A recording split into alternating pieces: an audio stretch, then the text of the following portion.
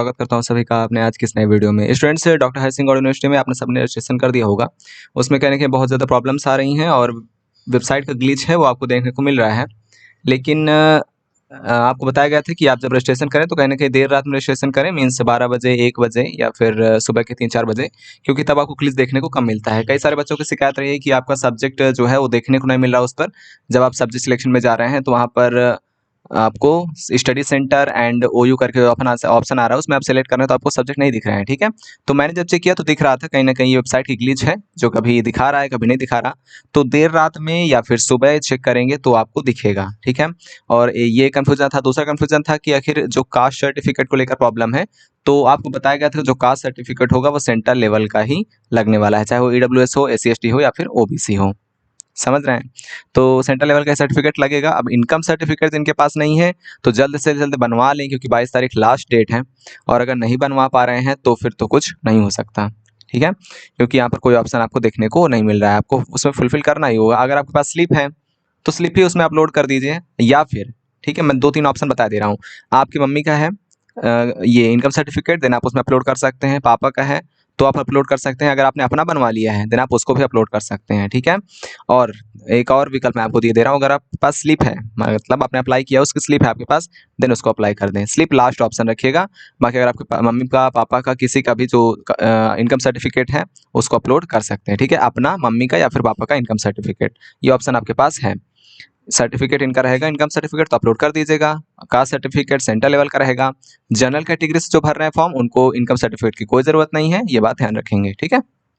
SC/ST वालों को भी कोई ज़रूरत नहीं है। OBC NCL वालों को ज़रूरत पड़ती है, और EWS वालों को, जो मीन्स ये फाइनेंशियल स्टेटस का जो फ़ायदा लेते हैं उन बच्चों को, ठीक है। तो ये आपका एक चीज़ रही। और सारे कमेंट्स आ रहे थे प्रोग्राम सिलेक्शन को लेकर, तो आपको बता दिया गया है। अब मैं ये भी बता देता हूँ कि जो फैकल्टी वाइज है वो सब्जेक्ट कौन कौन से हैं, ठीक है, क्योंकि बच्चे बहुत ज़्यादा परेशान है कि उसमें दे रहा था कि स्टडी सेंटर आपको कौन सा सिलेक्ट करना है।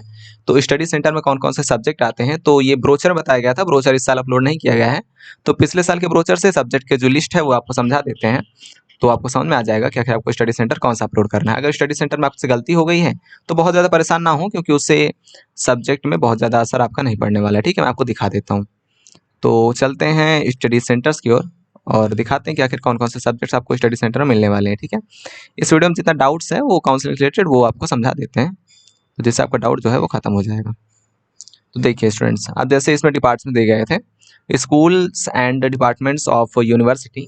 तो जैसे अगर आपने EIS सिलेक्ट किया है, school of arts and information sciences, तो आपको इसमें ये कोर्स देखने को मिलेंगे: journalism and mass communication, library and information science, fine arts and performing arts, music, ठीक है।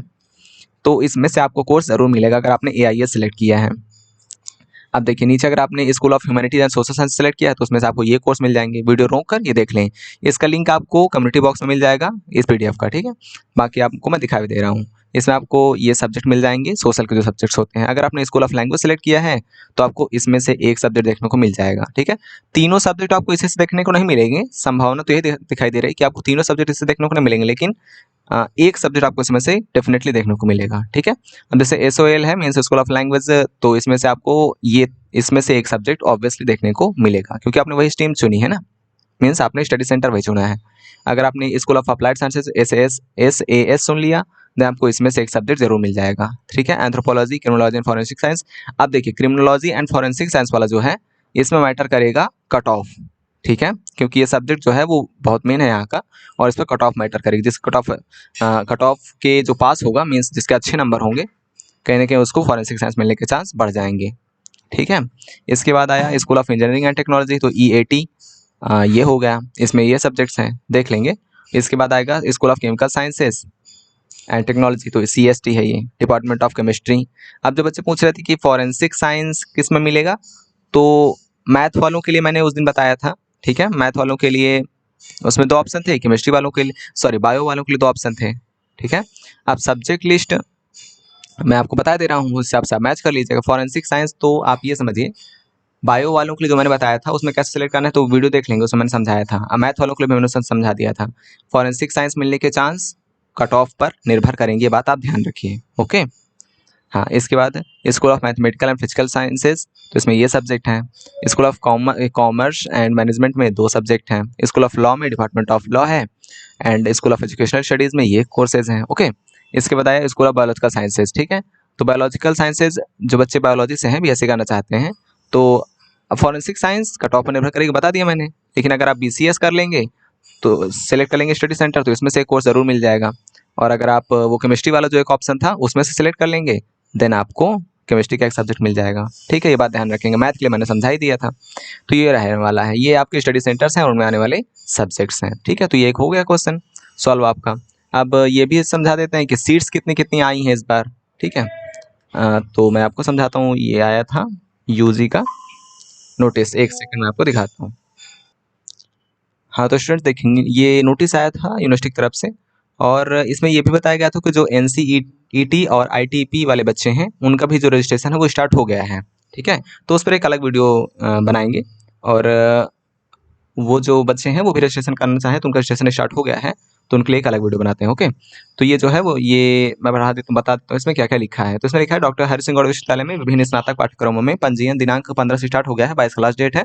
UG CUET UG and NCET ITP दोनों कोर्सेज के लिए हो गया है स्टार्ट। ठीक है, मीन्स दोनों एग्जाम्स के बच्चों के लिए। अब इसके बाद लिंक आपका दिया गया है यहाँ पर, लिंक मैं आपको कम्युनिटी पोस्ट पर फिर से डाल दूंगा। ठीक है, इसके बाद मैं आपको आगे ले चलता हूँ। 200 रुपये फीस लग रही है, दैट्स इट, बता दिया गया आपको। और फिर देखिए, ये आपके लिए इंपॉर्टेंट चीज़ है यहाँ पर कि ऑफलाइन काउंसलिंग विश्वविद्यालय परिसर में आयोजित की जाएगी, जिसमें भौतिक रूप से उपस्थिति होना अनिवार्य है। पोर्टल बंद होने के उपरांत काउंसलिंग का schedule, merit list, cut off list एवं अन्य आवश्यक जानकारी वेबसाइट पर दी जाएगी। ठीक है, तो मैंने आपको बताया था यहाँ पर जो काउंसलिंग होती है ये ऑफलाइन होती है। You have to go in the university. Okay, तो यूनिवर्सिटी में आपको जाना होगा। आगे इसमें कह रहा है यदि अपरिहार्य कारणों से आवेदक स्वयं उपस्थित नहीं होता तब वह अपना प्रतिनिधि अपने मूल दस्तावेजों के साथ काउंसलिंग में भेज सकता है। ठीक है, ऑप्शन रहेगा आपके पास। अगर आपका कुछ ऐसे रीजंस हैं कि आप नहीं जा पा रहे हैं, देन आप अपने रिप्रेजेंटेटिव मीन्स अपने पेरेंट्स, कोई भाई बहन किसी को भी भेज सकते हैं with the full proof of जो आपके रजिस्टर्ड सर्टिफिकेट्स होंगे और जो पूरा डॉक्यूमेंट्स होंगे। ओके, तो ये कन्फ्यूजन क्लियर हुआ। अगला है काउंसलिंग में विलंब होने से जो पहुंचेगा कहीं ना कहीं उसको जिम्मेदारी उठानी पड़ेगी। ठीक है, अगला ये कह रहा है वेबसाइट है जिस पर आपको निरंतर बने रहना है, मतलब देखते रहना है, कुछ इन्फॉर्मेशन तो नहीं आई है। ठीक है, अगला है कि ये कहा गया इसमें, इस पर आप कोई भी इन्फॉर्मेशन चाहिए तो इस नंबर पर फ़ोन कर सकते हैं, ये यूनिवर्सिटी का नंबर है, कोई भी आप पूछ सकते हैं। कोई भी कन्फ्यूजन हो तो इस पर कॉल करके पूछ लीजिए, वहाँ पर बैठे रहते हैं एडमिशन सेल के लोग, बता देंगे आपको आराम से। ये ईमेल आईडी है, इसमें आपको प्रॉब्लम हो तो इस पर आप मैसेज कर सकते हैं, आपका मैसेज आ जाएगा, रिप्लाई है ना। हाँ, रिप्लाई आता है, मैंने देखा था इसका, तो कोई दिक्कत नहीं है। ओके, अब एक नोटिस आपके लिए और है, पहले इसकी ओर चलते हैं फिर आपको समझाते हैं। ठीक है, देखिए ये नोटिस आया था जिसमें यूनिवर्सिटी ने कहा कि सभी समर्थ पोर्टल पर स्नातक कोर्स में प्रवेश के इच्छुक पंजीकृत आवेदकों को सूचित किया जाता है कि सत्र 2025-26 के स्नातक पाठ्यक्रम में प्रथम काउंसलिंग 30 जुलाई 2025 से 1 अगस्त 2025 तक होगी। मीन्स आपकी फर्स्ट जो काउंसलिंग होगी वो 30 जुलाई एंड 1 अगस्त। ठीक है, 2 दिन चलेगी। ठीक है, इसका कट ऑफ, इसके सीट्स वो सब आपको आ जाएगा कुछ दिन बाद। ठीक है, तो 30 जुलाई और 1 अगस्त 2 दिन याद रखेंगे। उस दिन का कोई भी आपका जो कार्यक्रम हो उसको निरस्त करें। ठीक है, उसको डिले करें, पोस्टपोन करें, जो भी करना है, लेकिन आपको याद रखेंगे 30 जुलाई एंड 1 अगस्त ये आपका 2 दिन काउंसलिंग चलेगी। एंड काउंसलिंग का जो समय होगा वो 10 बजे वहाँ पर रिपोर्टिंग टाइम होगा। एक बात ध्यान रखें, वहाँ आपको कम से कम 8 बजे 8:30 बजे पहुँच जाना है। ठीक है, ये बात आप ध्यान रखेंगे क्योंकि आप जा रहे हैं, कहीं ना कहीं देर हो सकती है, इसलिए थोड़ा सा जल्दी चलेंगे और 8 8:30 बजे तक पहुँच जाएंगे। ठीक है, कह रहा है काउंसलिंग हेतु कट ऑफ, सीटों की जानकारी, काउंसलिंग स्थल एवं अन्य प्रवेश जानकारियाँ वेबसाइट पर दी जाएंगी। वो आप चैनल के साथ बने रहेंगे, चैनल को सब्सक्राइब करेंगे, आपको जानकारी मिलती रहेगी क्योंकि हम कवर कर रहे हैं पूरी यूनिवर्सिटीज़ को। ठीक है, और बाकी यात्रा के लिए कहा गया है कि अपना जो है वो सब कुछ देख लेंगे। ये अब मैंने बता ही दिया, ये तो पूरा हम देख ही चुके हैं। ठीक है, और अगर इसमें कोई इन्फॉर्मेशन आपके लिए तो दिखा देते हैं। ये इसमें देखें, इसमें सीट्स हैं जो इसी में दिखाई गई हैं, जैसे जितने भी सीट्स हैं तो इसमें दिखाया जाता है ब्रोचर में। ठीक है, एक सेकंड में आपको अगर सीट्स दिखा देता हूँ।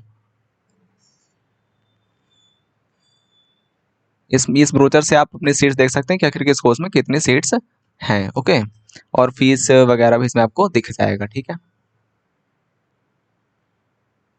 तो हम थोड़ा सा एक और पॉइंट की ओर आगे बढ़ेंगे। तो स्टूडेंट्स देखिए, यूनिवर्सिटी जो अभी अपना नया ब्रोचर वेबसाइट पर डाला है उसमें कुछ जानकारी यहाँ आपके लिए वो मैं आपको बता देता हूँ, ठीक है। हाँ, तो कुछ बच्चे पूछ रहे थे कि उनके जो नंबर हैं वो 12th में 43% या फिर उससे कम है। तो कहीं ना कहीं उनके लिए जो है ये चीज़ है कि 45% आपके होने चाहिए और रिलैक्सेशन आपको 5% का दिया जाता है अगर आप SC/ST कैटेगरी से हैं। ओके, तो SC/ST कैटेगरी से हैं तो आपके 40% पे आपको मान लिया होगा, मतलब आपको एडमिशन देने में कोई दिक्कत नहीं है यूनिवर्सिटी वालों को। लेकिन अगर बाकी SC/ST के अलावा जो बच्चे हैं तो उनको 45% मस्ट है, ठीक है। अब देखिए कुछ अगर इन्फॉर्मेशन आपको और दे देते हैं। क्या कह रहा है, इसमें सीट्स आपको दी गई हैं, ठीक है। तो बैचलर ऑफ आर्ट्स के लिए 806 सीट्स, BFA के लिए 25, BCom के लिए 325, BBA के लिए 60, BSc बायो ग्रुप के लिए 321, BSc मैथ्स के लिए 288, BCA के लिए 75, बायो मैथ्स के लिए 75 और BA LLB के लिए 53 and BA bachelor of arts journalism mass communication 30, BPA के लिए 20, BPA के लिए 20, BA वैदिक साइंस के लिए वैदिक स्टडीज़ के लिए 40, BHMCT जो है होटल मैनेजमेंट एंड कैटरिंग का उसमें 60 सीट्स, ठीक है। और एक बात ध्यान रखेंगे, देखिए यहाँ पर सेमेस्टर वाइज दिया गया है कि इसमें कितने सेमेस्टर्स होंगे, तो उस हिसाब से आप यहाँ पर ईयर निकाल पाएंगे। ओके, अब देखिए बैचलर ऑफ आर्ट्स में कितनी सीट्स हैं वो पूरा यहाँ पर दिया गया है इन्फॉर्मेशन। इसके बाद बैचलर ऑफ साइंस में जितनी सीट्स हैं, अब देखिए मैं आपको समझाता हूँ।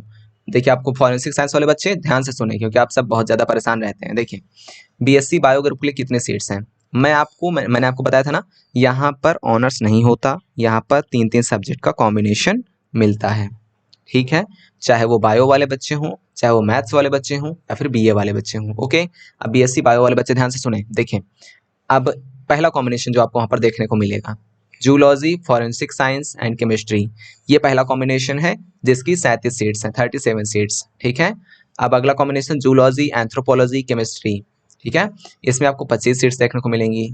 तीसरा है बॉटनी, जूलॉजी, केमिस्ट्री, इसमें 37 सीट्स, बॉटनी, जूलॉजी, केमिस्ट्री, इसमें 100 सीट्स, बॉटनी, जूलॉजी, एंथ्रोपोलॉजी इसमें 31 seats, 31 seats, psychology, geography, anthropology में 26 seats, geography, forensic science and anthropology में 25 सीट्स, जूलॉजी, यौगिक साइंस एंड साइकोलॉजी में 20 सीट्स, एंथ्रोपोलॉजी, साइकोलॉजी एंड यौगिक science में 20 seats, ठीक है। तो फॉरेंसिक साइंस के लिए कितने सीट्स हुई, 37 ये मीन्स इसमें आपको फॉरेंसिक साइंस भी मिल रहा है 37 ये, उसके बाद आपको मिल रहा है 25 सीट्स ये, ठीक है। तो देखिए फॉरेंसिक साइंस के लिए 37 सीट्स यहाँ पर मिल रही हैं। उसके बाद आपको फॉरेंसिक साइंस कहाँ दिख रहा है, उसके बाद केवल फॉरेंसिक साइंस यहाँ दिख रहा है 25 सीट्स ये। तो केवल कितने सीट्स हैं, 37 ये, 37 ये और 25 ये, ठीक है। तो आपको केवल 62 सीट्स देखने को मिल रही हैं, 62 सीट्स, है ना। क्योंकि देखिए 37 ये हो गई और 25 नीचे हो गई, तो फॉरेंसिक साइंस के लिए केवल 62 सीट्स हैं BSc बायो वाले बच्चों के लिए।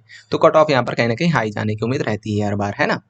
अब देखिए बैचलर ऑफ साइंस जो मैथ्स ग्रुप के लिए हैं तो उनके लिए वैसे ही फॉरेंसिक साइंस के लिए कितनी सीट्स होंगी, तो ये 50 हो गई और इसके अलावा बस खत्म, इतनी सीट्स हैं बच्चों, ठीक है। तो फॉरेंसिक साइंस के लिए जो बच्चे मैथ से करेंगे उनके लिए 50 सीट्स इसमें दी गई हैं। ओके, कन्फर्म है आप लोग, ठीक है। इसके बाद देखिए UG का जो फी स्ट्रक्चर है ये आप स्क्रीनशॉट ले लीजिए, वीडियो को मैं थोड़ा सा रोकता हूँ, ले लिया आपने स्क्रीनशॉट, ठीक है। आगे बढ़ते हैं। तो ये आपका इतना था, इसमें इतनी जानकारी थी आपके लिए और बाकी तो हम देख ही चुके हैं सब कुछ। और ये आपके लिए इन्फॉर्मेशन रहे बच्चों डॉक्टर हरि सिंह गौड़ विश्वविद्यालय की काउंसलिंग से रिलेटेड। तो आप सब रजिस्ट्रेशन कर दीजिए, कहीं ना कहीं जो प्रॉब्लम है तो बताइए और कमेंट करेंगे, वीडियो को लाइक कर देंगे और शेयर कर देंगे और स्टूडेंट्स के पास, जिससे कि हमारा जो वीडियो है और बच्चों तक पहुंच पाए, है ना। और जो भी अपना रिव्यू हो चैनल के बारे में वो देंगे जिससे और बच्चों को सहायता मिल सकेगी, ठीक है। जो भी दिक्कत हो, कोई भी कन्फ्यूजन हो तो ज़रूर बताएं, ठीक है। पढ़ते रहे, सीखते रहे। Thank you so much.